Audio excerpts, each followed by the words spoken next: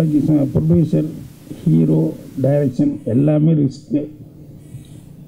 அந்த ரிஸ்க்கை தாண்டி அவர் இந்த படத்தை இந்த அளவுக்கு எடுத்துகிட்டு வந்திருக்காரு அப்படின்னு சொல்லும்போது கண்டிப்பாக படத்தில் ஒரு டைலாக் போட்டிருந்தார், எனக்கு என் உயிரோட நட்பு தான் பெருசு அப்படிங்கிற மாதிரி.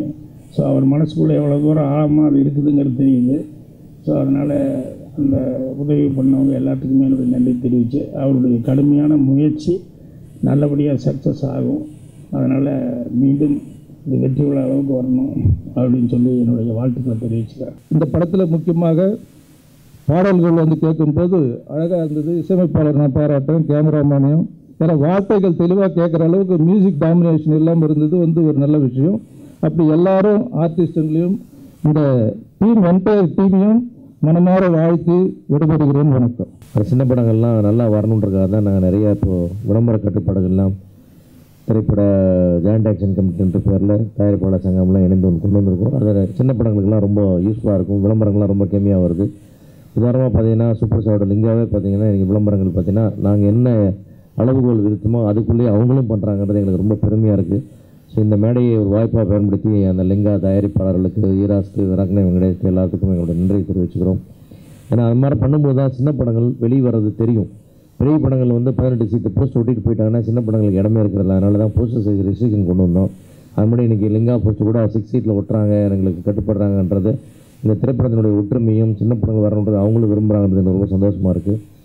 அந்த மாதிரி விளம்பரங்கள்லையும் அந்த பேப்பர் அளவுகள் எதையுமே தாண்டாமல் ஹோர்டிங்ஸ் எல்லாத்தையும் கட் பண்ணி இனிமேல் சின்ன படங்கள் வந்தாலும் பெரிய படம் வந்தாலும் ஒரே மாதிரியான அளவுக்கு விளம்பரங்கள் வர்றதுக்கான வழிகளை நாங்கள் பண்ணியிருக்கோம்.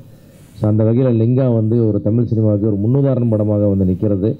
அதை பார்த்துட்டு நிச்சயமாக அதை தாண்டி யாரும் இனிமேல் யாரும் வயலேட் பண்ண மாட்டான்ற நம்பிக்கை எங்களுக்கு பிறந்திருக்கு.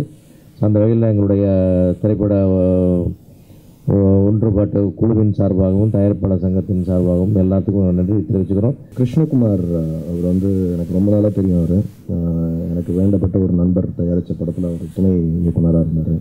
அப்போது சொந்த படம் பண்ணணும்னு ஒரு இன்ட்ரெஸ்ட். சொந்த படம் பண்ணுறதுன்றது இன்றைக்கி ரொம்ப கடினமான ஒரு விஷயம். அதில் கூடுதலாக அவர் டைரக்ஷன் வேறு பண்ணியிருக்கார் அந்த படத்தில். அவருடைய இந்த நிறுவனம் கொடுக்குற முதல் படம் வெற்றி படமாக அமையணும். பொதுவாக இந்த திரைப்படத்துறை அப்படின்ற ஒரு விஷயத்து மேலே வீட்டில் பொதுவாக பார்த்திங்கன்னா சினிமா எடுக்க போகிறோம் அப்படின்னா சினிமாவுக்கு போகிறோம் அப்படின்னாலே உருப்பட மாட்டோம் அப்படின்னு தான் முதல்லலாம் ஒரு விஷயம் நடந்துகிட்டு இருந்தது. இப்போ சினிமா அப்படின்றது ஒரு திட்டமிட்டு செஞ்சால் ஒரு மிகப்பெரிய நல்ல தொழில் அப்படின்றது நடுவில் நிறைய படங்கள் இன்றைக்கி ப்ரூவ் பண்ணதால் இன்றைக்கி சினிமாவில் பார்த்திங்கன்னா இந்த குறிப்பாக இந்த விஸ்காம் அப்படின்ற டிபார்ட்மெண்ட் இன்றைக்கி +2 முடிஞ்சவனே பெரிய ஒரு டிமாண்ட் க்ரியேட் பண்ணுற டிபார்ட்மெண்ட்டாக இருக்குது. எதுக்கு இதை சொல்கிறேன் அப்படின்னா சினிமா அப்படிங்கிற துறை மிக லாபகரமான ஒரு தொழில். லாபம் மாத்திரம் இல்லை, நம்மளுடைய எண்ணங்களை வெளியே கொண்டு வர்றதுக்கு முக்கியமாக அமையக்கூடிய ஒரே ஒரு துறை சினிமா துறை தான். ஸோ இந்த துறையை திட்டமிட்டு செஞ்சால் நிச்சயம் மிகப்பெரிய வெற்றி கிடையும். அந்த வகையில் இந்த டீம் முதல் இந்த செஞ்சிருக்க படம் திட்டமிட்டு செஞ்சுருக்காங்கன்னு நம்புகிறேன். அந்த படம் மிகப்பெரிய வெற்றி அடையணும். அதை சென்று அடைய செய்ய இந்த பத்திரிகை துறையும் ஊடக நண்பர்களும் வழி செய்யணும்னு கேட்டுக்கிட்டு இந்த என்டையர் டீமுக்கு ப்ளஸ் இந்த மியூசிக் டைரக்டர் எல்லாருக்கும் வாழ்த்துக்களை தெரிவிச்சுட்டு விடைபெறுகிறேன். நன்றி, வணக்கம். நான் கிருஷ்ணகுமார் அவர் எப்படி தெரியும்னா, நான் காவிரி ஸ்ட்ரீட்டில் உதவிக்கு நடக்கிறப்பவே எனக்கு அவர் பார்க்கும். என்னுடைய ரூமுக்கு வருவார், அறைக்கு வருவார். அப்போ ஜெயா டிவியில் ஏதோ ப்ரோக்ராம் பண்ண போகிறேன் புறம் ப்ரொடியூசர் அப்படின்னு சொல்லிட்டு தான் இருந்தார். அப்புறம் நான் அட்டகத்தி முடிச்சுட்டு மெட்ராஸ் போஸ்ட் ப்ரொடக்ஷனில் தான் பார்த்தேன். அவர் டைரக்டர் ஆகிட்டார், படமும் அவர் நடிச்சிருக்காருன்னு சொன்னார். அவரே தயாரிப்புன்னு சொன்னார்.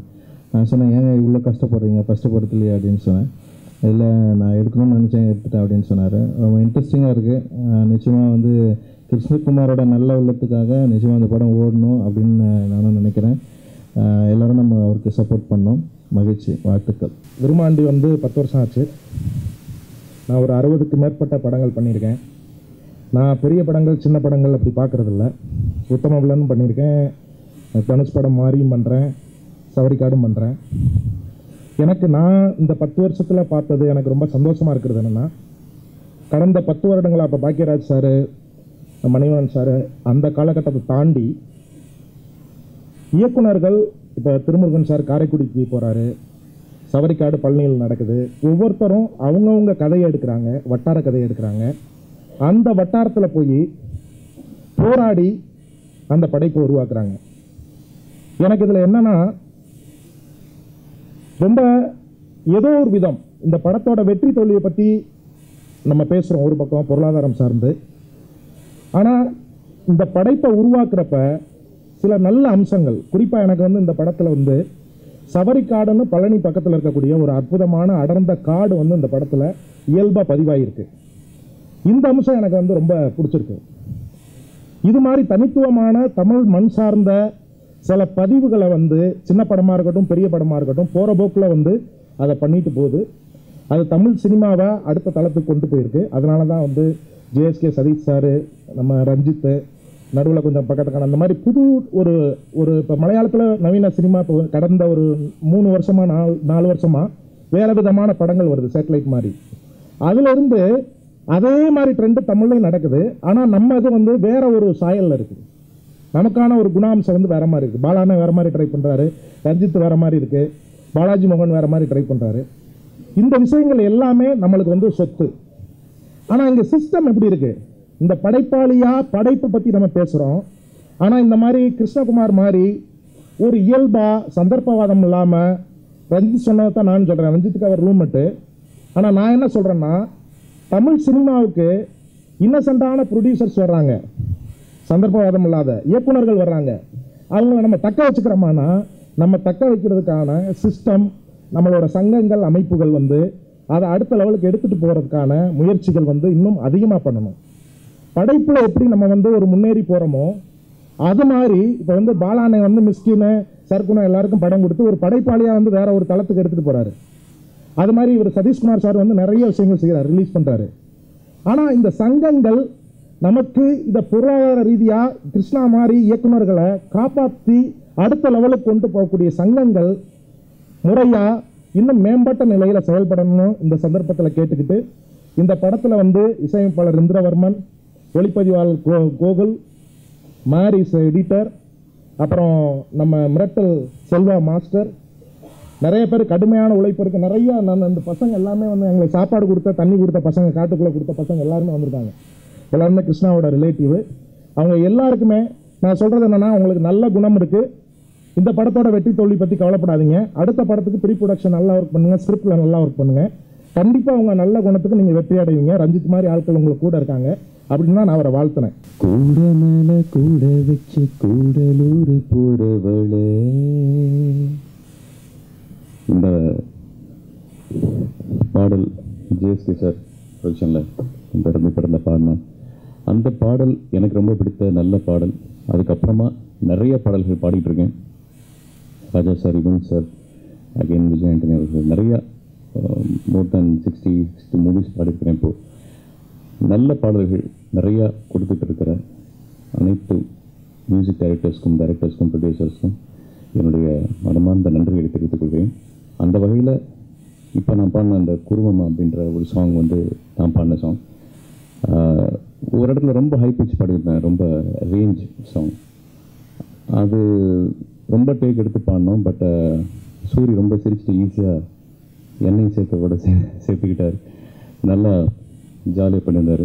எதிர்பார்க்கல இவ்வளோ பெரிய ஒரு ஆடியோ லான்ச், ஒரு ட்ரெய்லர் லான்ச் வைப்பாங்க அப்படின்னு சொல்லி. நான் பார்த்துருக்கேன் அவர் எவ்வளோ கஷ்டப்பட்டிருக்காருன்னு சொல்லி. கிட்டத்தட்ட எங்களுக்கு ரொம்ப வருஷம் ஆச்சு இந்த படம் பண்ணி எடுக்கிறதுக்கு. பிகாஸ் ஃபுல்லாக நாங்கள் காடு ஃபாரஸ்ட்டில் தான் எடுத்தோம். எங்களுக்கு ட்ராவலிங் டைமே பார்த்திங்கன்னா கிட்டத்தட்ட 2 hours ஆகும். ரொம்ப காலையில் எழுந்திரிச்சு போயிட்டு தூக்கம் இல்லாமல் நாங்கள் கூட தூங்குவோம். பிகாஸ் ஆர்டிஸ்ட் தூங்கி தான் ஆகணும். பட் கிருஷ்ணா சார் தூங்காமல் ஒரு நிமிஷமும் ஸ்கிரிப்ட் எழுதி எல்லா வேலையும் பண்ணுவார். நான் இது பண்ணுறேன் அப்படி கிடையாது, எல்லா வேலையும் எடுத்து பார்ப்பார். ஸோ அவர்கிட்ட நான் ஒரு நல்ல விஷயம் கற்றுக்கிட்டேன். நம்ம படம் பண்ணணும்னா எல்லா வேலையும் பண்ணணும் அப்படின்னு. ரொம்ப சந்தோஷமாக இருக்குது எல்லோரும் வந்திருக்கிறதுக்கு. சாங்ஸ் ரொம்ப நல்லா வந்திருக்கு, சினிமாட்டோகிராஃபி எல்லாமே நல்லா வந்திருக்கு. ஸோ நீங்கள் தான் கண்டிப்பாக ப்ரெஸ் உங்களால் மட்டும்தான் முடியும். நீங்கள் பப்ளிசிட்டி கொடுத்தா தான் எங்கள் படம் எல்லாருக்குமே போய் ரீச் ஆகும். ஸோ தேவையான அளவு பப்ளிசிட்டி ப்ளீஸ் கொடுங்க. எல்லோரும் வந்ததுக்கு ரொம்ப தேங்க்ஸ். இந்த படம் வந்து ரொம்ப எல்லோரும் சொல்கிறாங்க, ரொம்ப கஷ்டப்பட்டு எடுத்திருக்கேன். இந்த படத்தில் என்ன ப்ளஸ் இருந்தாலும் எங்களோட ஒரு நாள் வேலை செஞ்ச என்னோடய நண்பர்களுக்கு சேரும். இல்லை என்ன தப்பு இருந்தாலும் அது என்னை மட்டும் சேரும். இந்த படம் பிடிச்சிருந்தா அவங்க என்ன எழுதினாலும் எழுதுங்க. இங்கே வந்திருக்கிற எல்லாருக்கும் சீஃப் கெஸ்ட்டு மற்ற எல்லாருக்கும் என்னோடய நன்றி தெரிவிச்சுக்கிறேன்.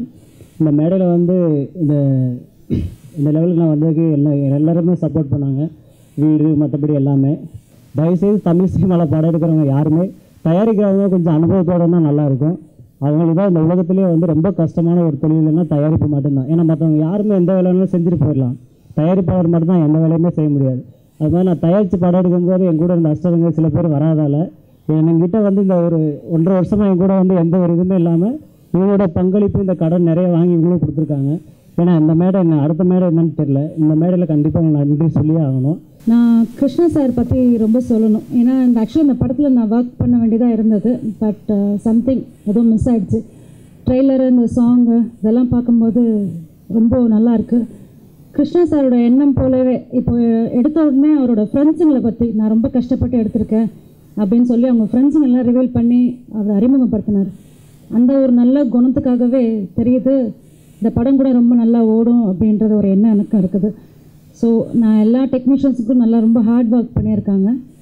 இந்த சாங்கில் நான் மிஸ் பண்ணிட்டேன் இந்த படத்தில் அப்படின்றது ஒரு பக்கம் எனக்கு கொஞ்சம் வருத்தமாக இருந்தாலும் அட்லீஸ்ட் ஆடியோ லான்ச்சுக்கு இதை பற்றி பேசுகிறதுக்காக எனக்கு கூப்பிட்டு அந்த கிருஷ்ணா சாருக்கு நான் ரொம்ப தேங்க்ஸ் சொல்லணும். இந்த படத்துக்கும் இந்த குரூவில் வேலை செஞ்ச எல்லாருக்கும் அவங்க ஃப்ரெண்ட்ஸுங்களுக்கும் ஆல் தி பெஸ்ட். இந்த படத்தில் டைரக்டர் கிருஷ்ணா வந்து எனக்கு ஒரு அண்ணன், அதேமாதிரி கேமராமேன் கோவில் அண்ணன், எல்லாம் நாங்கள் எல்லாமே ஒரே ஊரை சேர்ந்தவங்க. இந்த படம் பண்ணும்போது பார்த்தீங்கன்னா என்கிட்ட வந்து முறை கிருஷ்ணனை சொன்னார், தம்பி நீ நடிக்கிறியாடா அப்படின்னு. அண்ணே நான்லாம் டிராக்டர் வச்சு ஓட்டிகிட்டு இருக்கேன்னே, நடிக்கிறதுக்கு என்னை போய் கூப்பிட்டு போனேன் எப்படின்னு நடிப்பேன் அப்படின்னு. ஆடா தம்பி நீ நடிகா பார்க்கலாம் அப்படின்னாரு. இருந்தாலும் அந்த பார்த்தீங்கன்னா அந்த ஷூட்டிங் பண்ணும்போதெல்லாம் கோவிலண்ணே கிருஷ்ணானெல்லாம் அந்த ஹில்ஸில் கொடைக்கானல் அந்த பக்கம் பார்த்தீங்கன்னா பயங்கர பனியாக இருக்கும், போகவே முடியாது என்னால். என்னடா இவங்க நம்மளை கூட்டு இப்படி பண்ணிட்டு இருக்காங்கன்ட்டு அப்பையும் பார்ப்பேன் நைட்டில் எந்திரிச்சு ஓடிடலாமா நம்ம இவ்வளோ குழு தாங்க முடியல அப்படின்லாம் இருப்பேன். இருந்தாலும் எனக்கு பிடிச்சி இந்த படத்தை நடிக்க வச்சதுக்கு முதல்ல நன்றியை கிருஷ்ணானை தெரிஞ்சுக்கேன். இந்த ஃபிலிம்காக உண்மையாக எல்லாருமே கஷ்டப்பட்டிருக்கோம். அதை விட அதிகமாக கஷ்டப்பட்டது கேமராமேனும் டைரக்டர் சாரும் தான். ஏன்னா எங்களுக்கு முன்னாடி அந்த ஸ்பாட் போயிட்டு ஃபஸ்ட்டு அங்கே எல்லாம் ரெடி பண்ணிவிட்டு நாங்கள் ஒரு 5 o'clock போனோம்னா அங்கே ஒரு 3 o'clock அங்கே போயிடுவாங்க. எல்லாமே அசம்பிள் பண்ணிவிட்டு அவ்வளோ சீக்கிரமாக, அதுவும் ஃபுல் அண்ட் ஃபுல் ஒரு ஃபாரஸ்ட் கூட எடுக்கிறன்றது ஒரு பெரிய கஷ்டமான விஷயம். அதையும் மாதிரி எல்லா ஒர்க்கும் பார்த்துக்கிட்டாரு. உண்மையாக சொல்லப்போனால் கிருஷ்ணா சாரால் தான் நாங்கள் இங்கே நிற்கிறோம். Thanks to Krishna sir. Krishna வந்து இன்னும் கொஞ்சம் ஒரு ஃப்ரெண்டாக நான் சொல்கிறேன், ஒரு டான்ஸில் இன்னும் கொஞ்சம் கான்சன்ட்ரேட் பண்ணிக்கோங்க, அதுக்காக பயந்துடாதீங்க. ஏன்னா பாக்யராஜ் சார்லாம் பார்த்தீங்கன்னா பண்ணுறது எக்ஸசைஸுன்னு தெரிஞ்சுட்டே அவர் தைரியமாக அந்த டான்ஸ் விடுறதில்லை, அவர் ஃபுல்லாக பண்ணுவார். ஆனால் அதுலேயும் ஒரு சின்ன ஹியூமர் பண்ணிக்குவார். இன்றைக்கும் பார்த்தீங்கன்னா இந்தியன் பெஸ்ட் ஸ்க்ரீன் பிளே ரைட்டர்னால் அது பாக்யராஜ் சார் தான். அவர் அடிச்சுக்கிறதுக்கு இன்னும் யாரும் இங்கே இல்லவே இல்லை.